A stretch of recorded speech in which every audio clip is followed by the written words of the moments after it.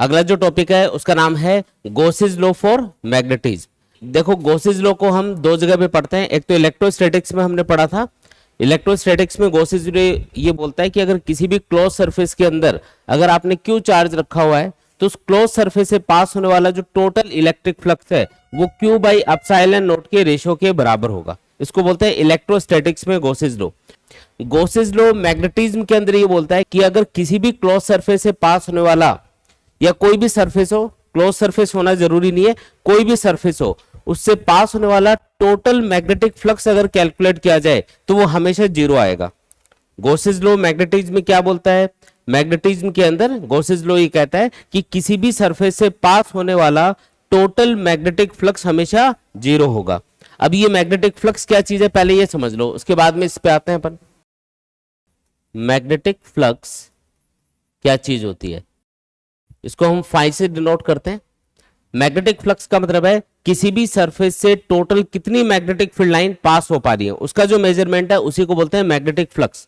जैसे मान लो कि ये कोई सरफेस है और इस सरफेस के अंदर इधर से मैग्नेटिक फील्ड इंटर कर रहा है और दूसरी साइड से ये मैग्नेटिक फील्ड बाहर निकल रहा है।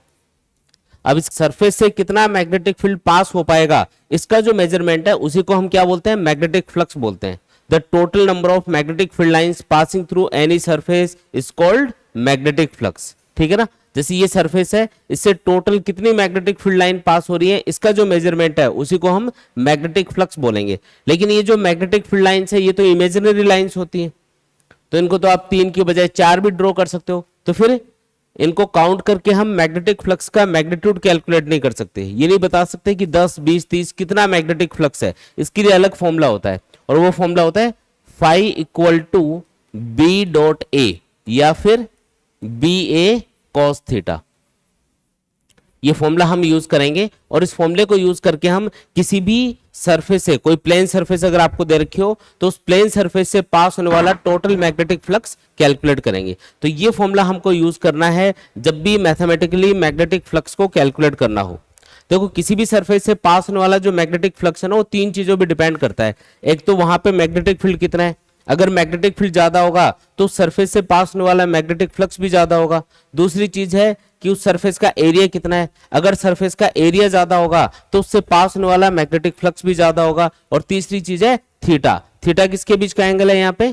तो देखो जिन दो वेक्टर्स का डॉट प्रोडक्ट किया जाता है हमेशा थीटा उनके बीच का एंगल होता है।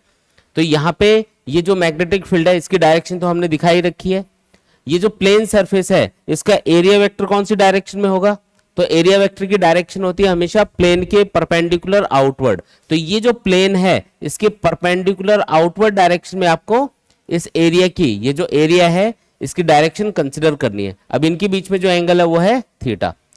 तो आप इस फॉर्मूले को यूज करके, कौन सा formula? B A cos theta या फिर बी डॉट ए, इस फॉर्मूले को यूज करके किसी भी सरफेस से, कोई प्लेन सरफेस से पास होने वाला मैग्नेटिक फ्लक्स कैलकुलेट कर सकते हो।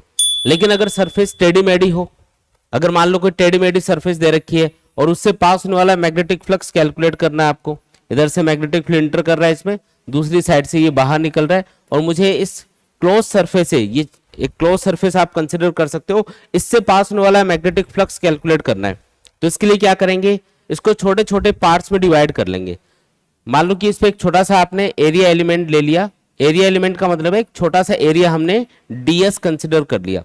ये जो स्मॉल एरिया एलिमेंट है इसकी डायरेक्शन चेक करेंगे जो कि होगी प्लेन के परपेंडिकुलर आउटवर्ड। इसको हम एन कैप से डिनोट करेंगे। एन कैप का मतलब होता है नॉर्मल यूनिट वेक्टर, जो आपको इस स्मॉल एरिया एलिमेंट की डायरेक्शन बताएगा। फिर यहाँ पे जो मैग्नेटिक फील्ड है उसकी डायरेक्शन देखेंगे, इनके बीच का एंगल चेक करेंगे और इस स्मॉल एलिमेंट के लिए, सिर्फ इस स्मॉल एलिमेंट के लिए मैग्नेटिक फ्लक्स कैलकुलेट कर लेंगे जो कि आएगा डी फाई। ये सिर्फ स्मॉल एलिमेंट का मैग्नेटिक फ्लक्स है इसलिए इसको डी फाई लिख रहे हैं हम लोग। क्या है फॉर्मूला? क्या होगा? B dot D S. Formula ये लगाया बी डॉट ए वाला, ए की जगह बस मैंने एरिया क्या लिया है? डीएस लिया है।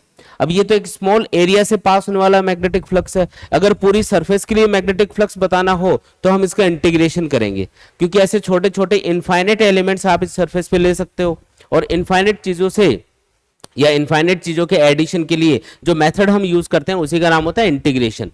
तो क्योंकि यहाँ पे स्मॉल इनफाइनाइट एलिमेंट्स होंगे स्मॉल स्मॉल पूरी सरफेस पे, कोई टेढ़ी मेढ़ी सरफेस है उस पे छोटे छोटे ऐसे इनफाइनाइट आप पार्ट्स ले सकते हो, और हर एक जो पार्ट होगा उससे पास होने वाला मैग्नेटिक फ्लक्स आपको इसी फॉर्मूले से कैलकुलेट करना है, फिर सबका टोटल करना है, तो उससे अपने पास टोटल मैग्नेटिक फ्लक्स निकल के आएगा। तो आपको करना क्या पड़ेगा, आपको इंटीग्रेशन करना पड़ेगा अगर इस पूरी सरफेस से पास होने वाला टोटल मैग्नेटिक फ्लक्स कैलकुलेट करना है, तो उसके लिए फॉर्मूला यूज करेंगे integration of B dot D S. और अगर ये क्लोज सरफेस है तो इसको बताने के लिए हम इसके ऊपर इंटीग्रेशन के ऊपर एक सर्कल का सिंबल लगा देंगे। ये जो सर्कल का सिंबल है ये शो करेगा कि जो सरफेस आप ले रहे हो वो कैसी है, क्लोज सरफेस है। अगर एक प्लेन सरफेस है या कोई ओपन सरफेस है तो उसके लिए इंटीग्रेशन के ऊपर हम ये सर्कल का सिंबल नहीं लगाते। ये इंटीग्रेशन के ऊपर सर्कल का सिंबल कब लगाना है, जब किसी क्लोज सरफेस की बात होगी, है ना, क्लोज सरफेस के लिए हम इसको कैलकुलेट करेंगे। आया समझ में ये? अगर कोई भी प्लेन सरफेस हो उससे पास होने वाला मैग्नेटिक फ्लक्स कैलकुलेट करना है तब तो क्या करेंगे, बी डॉट ए या फिर बी ए कॉस थीटा वाला फॉर्मूला यूज करेंगे। और अगर कोई भी क्लोज सरफेस आपको दे रखी है और उससे पास होने वाला मैग्नेटिक फ्लक्स कैलकुलेट करना है तो integration B dot D S ये वाला फॉर्मूला यूज करना है। बिल्कुल आसान है एकदम, ठीक है। तो ये तो हुई मैग्नेटिक फ्लक्स की बात। अब ये क्यों बताया आपको, इसको समझो। देखो गॉसेस लॉ ये बोलता है कि कोई भी सरफेस हो, चाहे वो प्लेन सरफेस हो, चाहे क्लोज सरफेस हो, टेढ़ी मेढ़ी सरफेस हो, कोई भी टाइप की सरफेस हो, उससे पास होने वाला टोटल मैग्नेटिक फ्लक्स हमेशा जीरो होता है। यानी कि अगर मान लो कोई क्लोज सरफेस हम कंसिडर करें और उससे पास होने वाला टोटल मैग्नेटिक फ्लक्स फाइंड करें तो उसका फॉर्मूला होगा integration B dot D S. तो गॉसेस लॉ के अकॉर्डिंग ये हमेशा जीरो आएगा। अब ऐसा क्यों, अब इसको ध्यान से समझना। देखो जिस साइड से मैग्नेटिक फील्ड बाहर निकल रहा है, जिस साइड से मैग्नेटिक फील्ड बाहर निकल रहा है उस साइड में एरिया एलिमेंट की जो डायरेक्शन है और जो मैग्नेटिक फील्ड की डायरेक्शन है उनके बीच का एंगल क्या है, 90 डिग्री से छोटा है। थीटा यहाँ पे 90 से छोटा है। लेकिन जिस साइड से मैग्नेटिक फील्ड इंटर कर रहा होगा उस साइड में अगर मैं स्मॉल एरिया एलिमेंट लूं ds और इसकी डायरेक्शन चेक करूं तो ये आएगी प्लेन के परपेंडिकुलर आउटवर्ड, इधर आएगी। मैग्नेटिक फील्ड इधर जा रहा है, इनके बीच का एंगल क्या बनेगा, मैग्नेटिक फील्ड की डायरेक्शन इधर है एक तरह से और एरिया वेक्टर की डायरेक्शन इधर है, इनके बीच का एंगल क्या होगा, ये एंगल 90 से बड़ा होगा। तो इधर तो 90 से छोटा एंगल बन रहा है और इधर जो थीटा होगा वो 90 से बड़ा रहेगा।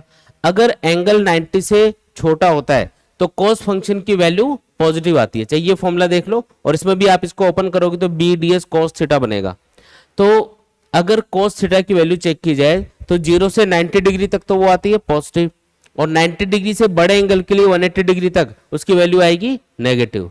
तो जिस साइड से मैग्नेटिक फील्ड इंटर कर रहा है उस साइड में थीटा 90 से बड़ा है। इसका मतलब इंटर करने वाला जो मैग्नेटिक फील्ड है इस सरफेस में, इंटर करने वाला जो मैग्नेटिक फील्ड है उससे रिलेटेड जो मैग्नेटिक फ्लक्स आएगा वो हमेशा नेगेटिव में आएगा, माइनस सिंबल के साथ आएगा। क्यों, क्योंकि इधर थीटा क्या है 90 से बड़ा, थीटा 90 से बड़ा है तो कॉस फंक्शन की वैल्यू नेगेटिव आएगी। सॉल्व करोगे तो आंसर आएगा नेगेटिव में। और जिस साइड से मैग्नेटिक फील्ड बाहर निकल रहा है उस साइड में अगर आप ध्यान से देखोगे तो थीटा 90 से छोटा है, इसका मतलब कॉस फंक्शन की वैल्यू पॉजिटिव आएगी, फ्लक्स भी पॉजिटिव आएगा। तो इंटर करने वाला मैग्नेटिक फ्लक्स हमेशा क्या होगा, नेगेटिव होगा और बाहर निकलने वाला मैग्नेटिक फ्लक्स हमेशा पॉजिटिव होगा। इसको लिख भी देते हैं, entered flux is always negative और जो आउटवर्ड फ्लक्स है, कौन सा फ्लक्स, आउटवर्ड फ्लक्स, ये हमेशा पॉजिटिव होगा। ये इंपॉर्टेंट बात है, याद रखनी है। इंटर करने वाला मैग्नेटिक फ्लक्स हमेशा नेगेटिव और बाहर निकलने वाला मैग्नेटिक फ्लक्स हमेशा पॉजिटिव, ठीक है। अब मैग्नेटिक फील्ड लाइंस की एक प्रॉपर्टी होती है कि वो हमेशा क्लोज लूप बनाती है और कंटिन्यूअस कर्व होते हैं। वो कंटिन्यूअस कर्व मतलब लगातार उसको ड्रॉ किया जाता है, बीच बीच में ब्रेक नहीं कर सकते। तो ये जो सरफेस है या ये जो सरफेस है इसमें जितनी मैग्नेटिक फील्ड लाइन इंटर करेंगी वो ऐसे घूम के क्लोज लूप बनाएंगी, पहली बात तो ये। और ये नहीं हो सकता है कि यहाँ पे 3 मैग्नेटिक फील्ड लाइन इंटर कर रही हैं और 2 ही बाहर निकले, तो फिर वो एक कहाँ गई, एक तो ब्रेक हो गई ना, बीच में इंटर कर रही है लेकिन बाहर नहीं निकल रही। तो मैग्नेटिक फील्ड लाइंस की प्रॉपर्टीज के अकॉर्डिंग किसी भी सरफेस में जितनी मैग्नेटिक फील्ड लाइंस इंटर करेंगी उतनी ही बाहर भी निकलेंगी। ये नहीं होगा कि कम इंटर कर रही है ज्यादा बाहर निकल रही है या फिर ज्यादा इंटर कर रही है कम बाहर निकल रही है। किसी भी सरफेस में जितनी मैग्नेटिक फील्ड लाइन एक साइड से इंटर करेंगी दूसरी साइड से एग्जैक्टली उतनी ही मैग्नेटिक फील्ड लाइंस बाहर भी निकलेंगी। अगर ये दोनों नंबर बराबर होंगे तो इंटर करने वाला जो मैग्नेटिक फ्लक्स है और बाहर निकलने वाला जो मैग्नेटिक फ्लक्स है वो बराबर आएगा। इंटर्ड मैग्नेटिक फ्लक्स और आउटवर्ड मैग्नेटिक फ्लक्स क्या आएगा, बराबर। लेकिन इनमें से एक पॉजिटिव है और एक नेगेटिव है। आउटवर्ड मैग्नेटिक फ्लक्स पॉजिटिव है, इंटर्ड मैग्नेटिक फ्लक्स नेगेटिव है। तो अगर आप इसका टोटल करोगे, मैंने बात करी कि टोटल मैग्नेटिक फ्लक्स अगर इस सरफेस से पास होने वाला टोटल मैग्नेटिक फ्लक्स अगर कैलकुलेट किया जाए तो वो टोटल तो जीरो आएगा, क्योंकि जितना एंटर कर रहा है उतना ही बाहर निकल रहा है। इंटर्ड फ्लक्स को हमने नेगेटिव लिया है, आउटवर्ड फ्लक्स को हमने पॉजिटिव लिया है, दोनों को ऐड करेंगे टोटल आएगा जीरो। यही गॉसेस लॉ बोलता है। गॉसेस लॉ समझ में आया क्या? गॉसेस लॉ के अकॉर्डिंग किसी भी सरफेस से, चाहे वो कैसी भी सरफेस हो, चाहे वो ओपन सरफेस हो, चाहे वो क्लोज सरफेस हो, किसी भी सरफेस से पास होने वाला टोटल मैग्नेटिक फ्लक्स हमेशा जीरो आएगा। ठीक है, तो काफी जगह पे इसको हम यूज करते हैं मैग्नेटिज्म के अंदर, इंपॉर्टेंट लॉ है ये। ठीक है, आया समझ में?